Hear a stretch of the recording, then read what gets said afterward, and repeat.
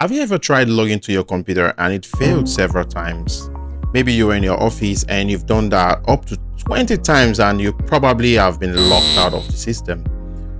Well, there is something called accountability in cybersecurity. For the sake of accountability, someone has to give an account of what has happened for a system to have 20 unsuccessful login attempts. You want to know what's interesting?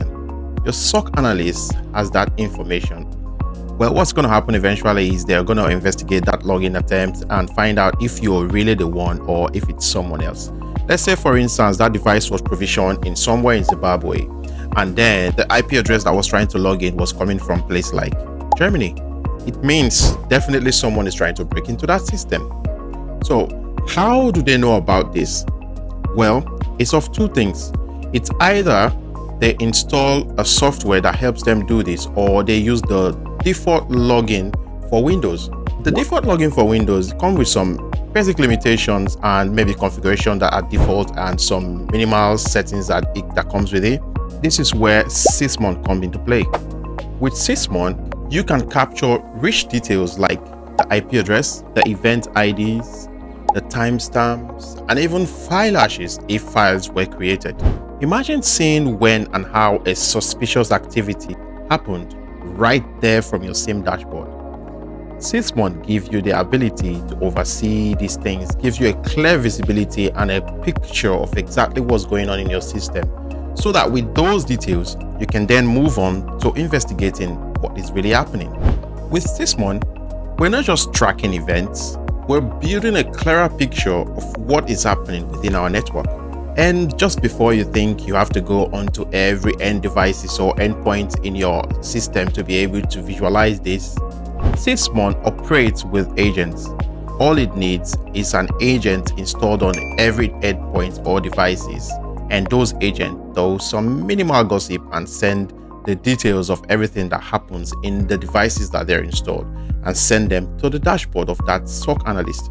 Today, we're going to be installing and configuring our Sysmon in the Windows server that we designed and created in our previous lab. If you don't know about that video about installing the Windows operating system in a cloud, check our fourth video in this series of building your SOC analyst lab. So if you're ready to level up your visibility and start investigating like a pro, let's simply dive into setting up our Sysmon. To get things started, you need to log on to Vultr. And once you're there, the next thing you have to do is to log on to your Windows operating system online. And I'll do that by going through RDP. I'll first of all log on to Vultr. Firstly, now that we're in, I'll go on to the Windows server that we've created and take note, copy this IP address and use that information to log on to RDP. I would open up RDP. I'll RDP into it. This is the IP address 136.244. I'll open it up from here. And the next thing I'll do is to put the username and password. This is the username.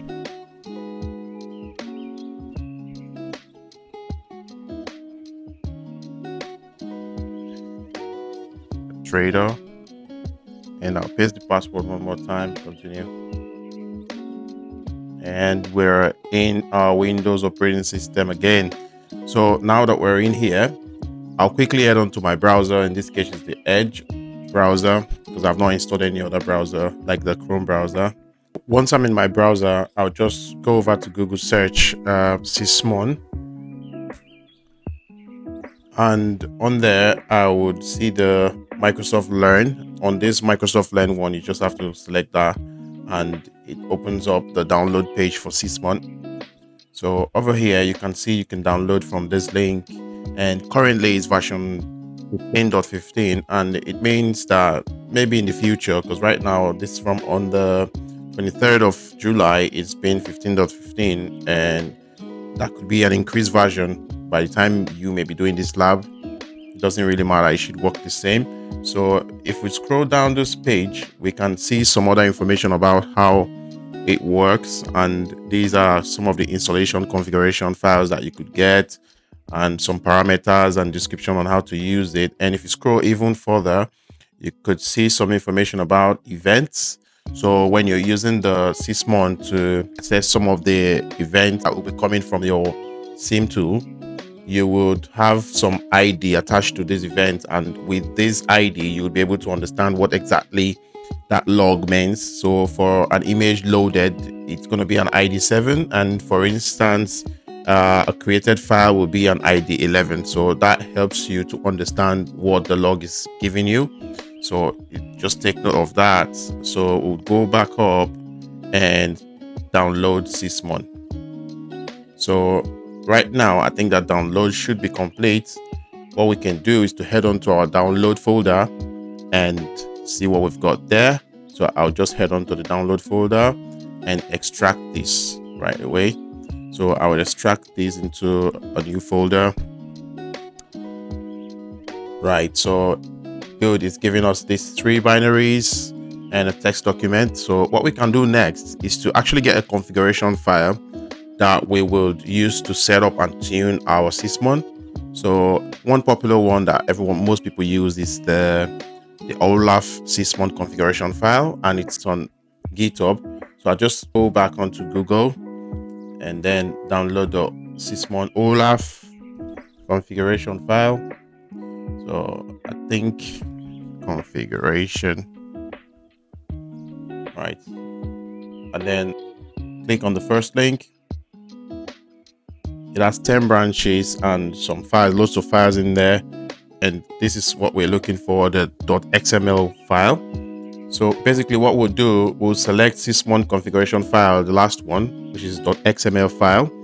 Once that's loaded, you make sure it's the raw. You select on raw, and when it's open like this, you could just right click and then save this page in XML format. I'll leave it as that, but I want to put it in the same folder as we have the Sysmon, the extracted Sysmon configuration Sysmon file that we've downloaded. So I will save it over here, and there you go.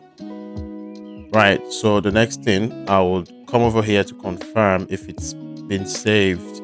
So I think we have our XML file here. That's it, been saved already. Within the Windows environment, I'm going to open PowerShell, and from that PowerShell, I'll try to navigate onto this folder, a download folder for Sysmon. So to do that, I'll come on to Start and then search for PowerShell. And when that's open, I'll right click and make sure that I'm running as administrator. It's probably going to be administrator anyways by default, but I would just run as administrator to be sure. And then I'll navigate onto this folder, and to do that, I will change my directory and copy this link, the link to this folder, and I'll add it onto that code and then hit enter. Then I should be in there to be able to see what's on that folder, to be sure that I'm in the same location like as this. All I need to do is to type dir and I'll have that there. So yeah, there you go. Pretty much this is it. This is the text document, and then the other executable files, the binary files, and then the XML file, which is the Sysmon configuration file we got from GitHub. Just to be sure that Sysmon has not been installed on the system before, or like a proof to know that Sysmon is not there and that we're installing it for the first time, we will just head on to the event viewer and open that down. I'll also head on to Windows Services and open that as well. So under the Windows Services, I'll quickly come on to Sysmon, that's S, and scroll down to search if there is anything installed called Sysmon. So this is where you find the SY. You have sysmain and system. So there's not like Sysmon yet. So it means it's not installed there in the services. So, and usually it could also install on the application and services, because that's what it will be installed, and it's going to be a Microsoft service and Windows. Right here, we can scroll down all the way to look for S, so we can find out if Sysmon is installed. And we're currently at S, and you can see system and all this, and there's no Sysmon. So because we've not installed it, we're not supposed to see Sysmon right over here.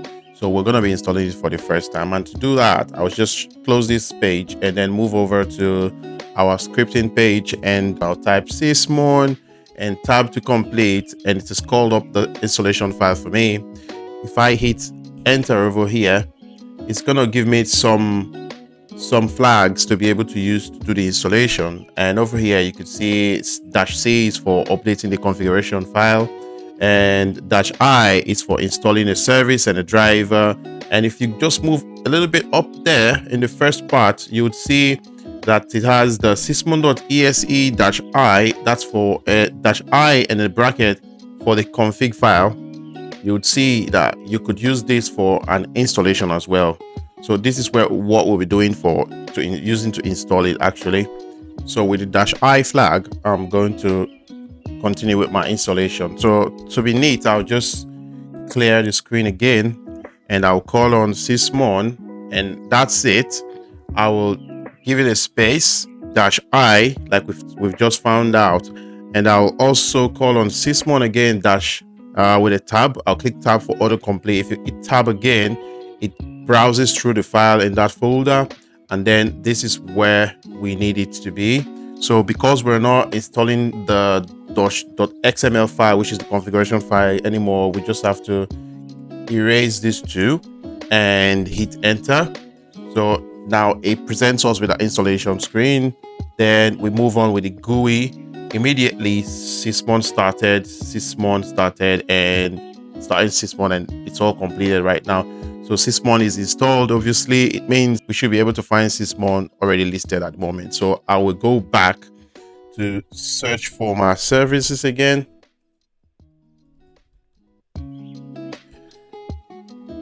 and hopefully it should be installed. So over here I would just come back to S and find out. There you go, it is installed and it is running right there. So I'll just expand this page so Sysmon's there. So I'll go on to the Windows event viewer as well to find out if it's also installed. So I'll say, right, I'll open that up, right, and then I'll head on to applications, and then I would open up Microsoft, and then Windows. What I'm going to do is to look for S. I'll scroll down to where it says list the S file.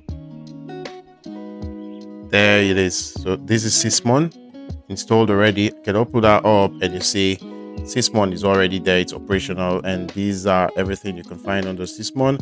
I'll open this tab a little bit more and see what's there. So there is one process, the event ID. One of the event ID there is 10. We found one 10. So if you're not sure what the event ID 10 means, we can simply go up back to our process event ID where we were trying to download Sysmon, you remember, and find out what it is. There is event ID 1, there's event ID 4, and there's event ID 5 and 7, just like that. So if you take a look at all this, I can find out the details of that event over here to make sure what that is, and some of the details of that event is there. When I click this, it says to process create, and if I change that to 4, for instance, it states to service state changed. And then if I move over to 7, it says image image loaded actually, and it was actually done on the 26th of October, which is actually today, and I think that was right now. So it loaded an image somewhere, and then that's how you track it up. If you're not sure what these are, you can simply go back to your Sysmon download page and track that up. Let's take, for instance, I'll come over here and then go on to Sysmon again. And over here, I'll scroll down to see what this event IDs means. So the first, number 1, says process creation. It says the process creation event provides extended information about a newly created process. The full command line provides context on the process execution, and process GUID field is a unique value for the process across the domain and all that. And then event ID 7, that's image loaded, which was the last one I showed. It says the image loaded event event logs when a module is loaded in a specific process. This event is disabled by default and needs to be configured with the -L options. It indicates the process in which the module is loaded, hashes and signature information. The signature is created asynchronously for performance reasons and indicates if the file was removed after loading. This event should be configured carefully, as monitoring on image load event will generate a significant amount of logging, right? So I think that's it. I also saw event ID 10 and event ID 11. You can just take some time and browse through this list and see, just have a general idea what these are. If you've gotten up to this point, it means one thing, that you've successfully installed Sysmon and configured it. You've also been able to use the configuration file we've got from GitHub, which is called OLAF, to complete this installation process as well, and you've done that on your Windows operating system. Next, we're going to be injecting this data in our Elasticsearch so we can actually visualize this IP and details that are going to be sent to us from our Sysmon and every other agents that we use in the course of this lab, and then visualize these things and investigate. Mind you, you can go back to the previous lab and keep watching them to catch up with what we've done so far, or you can just continue from here if you're convinced in what we're doing. Thank you for sticking to this point. You can subscribe to our channel and also don't forget to share.